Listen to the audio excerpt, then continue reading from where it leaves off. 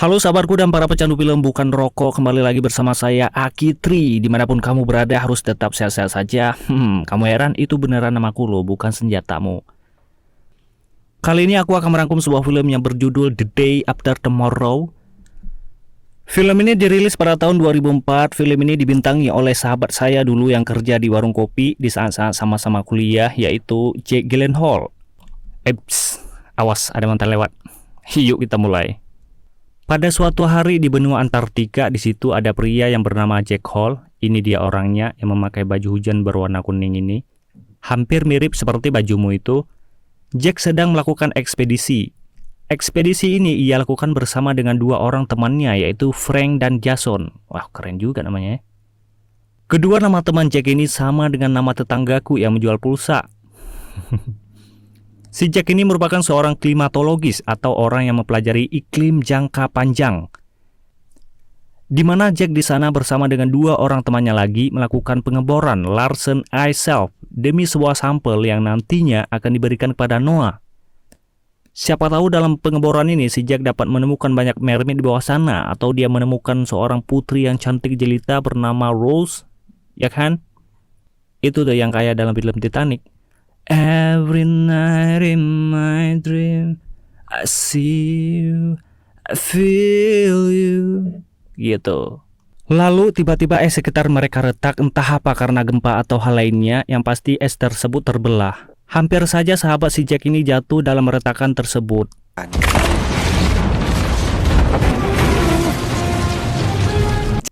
Namun beruntungnya dia masih bisa diselamatkan. Masih rezeki. Si Jack yang tidak mau sampel penelitiannya hilang nekat meloncatin jurang tersebut. Lalu ia pun berhasil meloncatinya. Tapi saat akan kembali, lihatlah, namun dia tetap masih beruntung dapat diselamatkan oleh kedua temannya. Balas budi yang sangat baik, namun yang mengejutkan adalah retakan tersebut seolah membuat benua Antartika terbelah menjadi dua. Seperti hatiku ini yang terkadang retak dan rapuh. Oke, kita berangkat ke New Delhi. Beberapa minggu setelah kejadian tersebut, Jack terlihat dengan beberapa petinggi negara dunia yang tergabung dalam Perserikatan Bangsa-Bangsa alias PBB. Dan dalam kesempatan ini ia memaparkan selaku pembicara utama dari hasil penelitiannya dan kejadian yang hampir menghilangkan nyawanya tadi. Si Jack ini menyimpulkan bahwa jika bumi terus mengalami pemanasan global karena manusia terus-terus mencemari atmosfer, maka iklim akan mengalami perubahan sangat drastis dalam beberapa tahun atau 1000 tahun ke depan. Bumi akan kembali ke zaman es namun tidak pakai susu. Kita beralih ke negara samurai tempat kenangan manismu. Di negara ini adalah bukti perkataan Jack terjadi. Jepang dijatuhi hujan es sebesar batu membuat saudara-saudara kamu di sini ketakutan. Singkat cerita, lalu keesokan harinya Jack bersama putranya yang bernama Sam Hall, ini dia orangnya, gak ganteng tapi manis. Ayah dan anak tersebut sedang dalam perjalanan menuju bandara. Tunggu dulu. Si Jack mengantarkan anaknya tersebut karena Sam mau ikut sebuah kompetisi akademik. Beralih keluar angkasa tempatmu terbang, para astronot dikejutkan dengan fenomena saat mereka melihat ke planet bumi nampak diselimuti oleh banyak awan seperti ingin mengotori bumi. Tentunya ini sangat mengerikan. Sang putranya si Jack yang diantar ke bandara tadi sudah berada di dalam pesawat bersama kedua temannya. Tunggu dulu. Teman-temannya bukan minta ikut ya, melainkan mereka sama-sama mengikuti kompetisi tersebut. Lalu tiba-tiba saja para semua penumpang dalam pesawat ini dikagetkan sebuah goncangan yang sangat besar.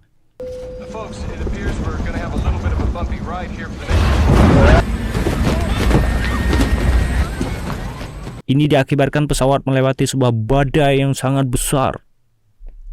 Lalu tidak hanya sampai di situ, seorang profesor dikejutkan dengan tidak berfungsinya alatnya di laut pada sejumlah titik. Ini akibat dari imbas badai tersebut. Seketika anak si Jack yaitu si Sam dan kedua temannya tadi sudah sampai di kota New York dan mereka pun terjebak macet. Untung saya tinggal di desa nggak pernah macet. Namun tiba-tiba mereka dikejutkan dengan banyaknya burung yang berterbangan di langit seakan-akan seperti anak sekolah saat jam istirahat.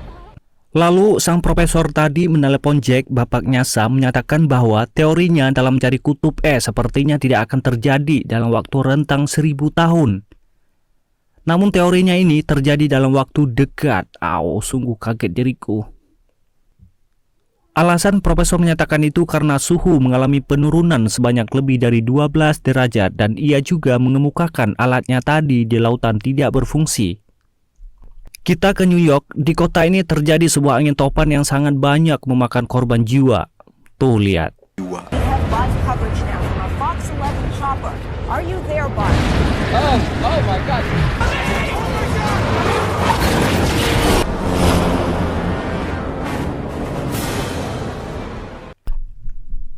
Musibah ini sungguh luar biasa, bangunan dan lainnya berterbangan membentur antara satu dengan yang lainnya. Untungan saya tinggal di dalam hutan, jadi saya tidak ada bangunan setinggi ini. Yang ada pohon yang sudah tua, sama saja. Lalu si Jack ini menghubungi putra sulungnya tersebut untuk pulang dan meninggalkan kota metropolitan itu. Lalu Sam merengek kepada sang ayah, namun ayahnya berusaha meyakinkannya ini adalah keadaan yang serius dan menegangkan. Tak lama kemudian Jack menemui pimpinan negara dengan niat memberitahunya bahwa akan terjadi perubahan iklim besar-besaran dan kejadian yang sangat dahsyat, lalu memintanya untuk segera mengevakuasi warga Amerika. Jika pemerintah tidak melakukan sekarang, ya sekarang lah, kapan lagi coba, emang tahun depan. Maka akan terlambat untuk menyelamatkan warganya. Namun sayangnya sang pihak pemerintah menghiraukan pernyataan si Jack tersebut. Menyebalkan dasar sih.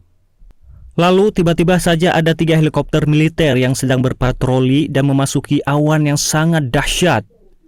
Dan awan ini bukanlah awan biasa, melainkan mempunyai suhu sangat rendah yang mengakibatkan ketiga helikopter ini jatuh dan membeku seperti es krim. Ada seorang awak pilot berhasil keluar dari helinya, namun sayang dia hanya sejenak membeku karena suhu di sini sangat ekstrim melebihi musim dingin di bulan Madumu. Kemudian pada keesokan harinya, Sam dan kedua temannya tadi baru saja sampai ke rumah si Yoyo. Ia adalah teman barunya. Lalu mereka melihat sebuah berita yang mengejutkan, sehingga menimbulkan niat mereka untuk kembali pulang. Namun tak disangka nasi telah menjadi telur, bubur maksudku. Saat mereka hendak keluar rumah, baru mereka menyadari bahwa mereka sudah terlambat. Aduh, apes banget sih ini orang, aduh. Hei, apa sih? Apes banget sih ini orang. Cuaca baik-baik saja pada awalnya walaupun hujan menghampiri. Nah, saking biasa-biasa cuaca, ada seorang gelandangan ingin berteduh di bawah perpustakaan. Namun sayang nasibnya, beliau diusir oleh satpam dengan kata-kata, That dog can't come in here. Come on, man, it's pouring out there. Emosi saya. Akibat hujan tersebut membuat banjir di penjuru kota. Si Sam dan kedua teman-temannya berusaha melewati banjir ini, dan teman Sam yang wanita mengalami sedikit insiden kecelakaan saat hendak membantu seorang anak dan ibu yang sedang terjebak di mobil. Baik budi lah ini. Tsunami yang sangat dahsyat pun datang dan menenggelamkan setengah patung Liberty dan menenggelamkan seluruh penjuru kota yang mengakibatkan semua orang panik dan kematian. Gelap dunia dah. Melihat teman perempuannya tadi masih di luar sana, si Sam pun terus memanggil namanya. Untungnya temannya masih bisa diselamatkan. Ayah Sam yaitu si Jack sedang berkomunikasi dengan profesor tadi. Di sini Jack mengirimkan datanya di mana suhu di awan tersebut mengalami suhu yang sangat-sangat rendah, sehingga mengakibatkan planet bumi akan kembali ke zaman es nggak pakai batu. Kembali ke anaknya Sam, di mana dia ditemani oleh teman wanitanya ke lantai bawah untuk memberi kabar kepada ayahnya melalui telepon umum. Ketika mereka turun, ternyata beberapa lantai sudah tenggelam oleh air tsunami tadi. Akhirnya Sam menelpon ayahnya dan memberitahu dia masih selamat. Dan Jack memberitahu anaknya tetap di dalam dan jangan keluar dan nakal karena badai salju raksasa segera menghampiri. Ini akan membunuh siapa saja. Sebelum menutup telepon, Jack berjanji akan menjemput anaknya. Pada orang-orang di perpustakaan terkejut saat kapal besar lewat di samping mereka. Mereka melihat kapal tersebut sepi dan tidak ada orang di sana. Mungkin awak kapal sudah tiada karena tidak ada sumber kehidupan di sana. Lalu Jack didatangi oleh seorang utusan pemerintah di mana utusan tersebut merupakan temannya dan meminta Jack untuk temui presiden secara langsung. Lalu Jack memaparkan depan Pak Presiden secara langsung dan meminta agar pemerintah secepatnya mengevaluasi masyarakat. Jika tidak, seluruh masyarakat Amerika akan bernasib sama dengan yang menimpa di New York. Namun Jack sempat mendapatkan pertentangan dari wakil presiden yang menghiraukannya di awal film tadi. Lalu Jack mengatakan sudah pernah memperingatkan wakil presiden tapi ia menghiraukan. Lalu Pak Presiden langsung memberi sanksi kepada wakilnya tersebut. Kita kembali ke Sam di mana Sam dan orang dalam perpustakaan tadi melihat keluar di mana di luar sana banyak orang berbondong-bondong berjalan untuk meninggalkan kota. Seorang satpam berbicara di depan mereka dan menginstruksikan bahwa untuk mengikuti mereka demi mencari tempat yang aman. Mendengar pidato satpam tadi, Sam bergegas ingin mencegahnya karena ia mengingat perkataan ayahnya agar tidak keluar dan tetap berada di dalam. Namun perkataan Sam tersebut banyak yang mengabaikan, banyak dari mereka tetap keluar dari gedung tersebut. Jadi kasih tahu malah ngenyel pada dasar manusia, biar aja ntar lu baru tahu rasa goblok. Setelah para orang tua bandel tadi pergi, lalu Sam dan orang-orang pengikutnya segera menuju ke sebuah ruangan yang ada apinya. Lalu mereka menjadikan buku sebagai bahan bakar dan mencari bahan makanan sebagai bahan kehidupan. Singkat cerita, sang ayah menunaikan janjinya untuk menjemput Sam karena ia mengingat bagian utara Amerika termasuk New York tempat anaknya berada saat ini akan dihampiri badai salju raksasa yang sangat mengejutkan. Sedangkan Sam dan bersama teman-temannya lagi menghangatkan diri sambil mengempulin buku. Lalu para yang tidak mendengar perkataan Sam tadi sudah mulai melihat dampak dari keras kepala mereka. Cuaca di kota semakin memburuk dan membuat orang tewas karena kedunguan. Jack bersama teman-temannya memutuskan untuk berjalan kaki karena medan yang dilalui tidak bisa dengan kendaraan. Saat mereka terus berjalan terjadi sebuah insiden di mana teman Jack jatuh ke sebuah lubang karena mereka berjalan di atas sebuah gedung dan atapnya terbuat dari kaca. Namun pada awalnya teman Jack ini sempat terselamatkan karena tali saling mengikat mereka. Namun karena takut, Jack juga terjerumus ke lubang yang sama. Ia memutuskan untuk memotong tali tersebut. Kembali kepada anaknya Jack yaitu Sam, teman wanitanya tiba-tiba mengalami demam tinggi karena terinfeksi luka bekas saat ia menyelamatkan anak dan ibu yang tadi. Lalu Sam yang ditemani kedua temannya itu untuk memasuki kapal tadi demi mencari obat-obatan dan makanan yang terdapat di sana. Kembali lagi keluar angkasa, para astronot melihat planet bumi sudah diselimuti awan dan badai yang sangat mengerikan. Dan para astronot ini memprediksi badai tersebut akan menghantam kota dalam waktu 1 jam ke depan. Sam dan kedua temannya tadi masih berada dalam kapal. Mereka harus segera menemukannya. Jika tidak, mereka akan dihantam oleh badai tersebut. Setelah menemukan obat-obatan dan makanan, masalah lain pun datang. Apes banget sih hidup. Tiba-tiba beberapa serigala datang, lalu Sam dan temannya tersebut bersusah payah untuk meloloskan diri dari kejaran hewan ternak tersebut. Sementara itu ayah Sam yaitu Jack dan teman yang sudah mulai loyo harus bergerak cepat karena mengingat badai tersebut akan menghampirinya. Hal ini diperkuat saat ia melihat bendera yang membeku.